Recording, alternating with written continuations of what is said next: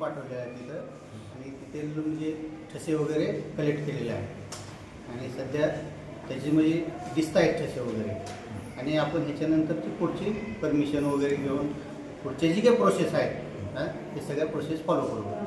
आता जखमीची परिस्थिती कशी आहे? तुम्ही त्या ठिकाणी जाऊन हॉस्पिटलमध्ये पाहणी केलेली आहे का? हो हो, मी पाहणी केलेली आहे. त्यांना ऑपरेशन थिएटरमध्ये वगैरे नेलेलं आहे आणि परिस्थिती व्यवस्थित आहे आता सध्या तर. आणि त्यांच्या बंधूची वगैरे मी स्वतः भेट घेतलेली आहे, विचारपूस केलेली आहे आणि ह्याच्याबद्दल वरिष्ठांना मी सर्व कल्पना दिलेली आहे. ग्रामीण भागामध्ये या बिबट्यामुळं अतिशय भीतीचं वातावरण निर्माण झालेलं आहे, तर लोकांनी काळजी घेण्यासाठी उपाययोजना म्हणून आपण जनतेसाठी काय संदेश द्याल? उपाययोजनेसाठी रात्री फिरताना जरा जास्त टाळावं, गरज असेल तर जावे. परत त्याच्यामध्ये हातामध्ये काठी, बॅटरी, गळ्याला मफलर वगैरे बांधलेला असावा की जेणेकरून त्याच्यापासून संरक्षण मिळेल.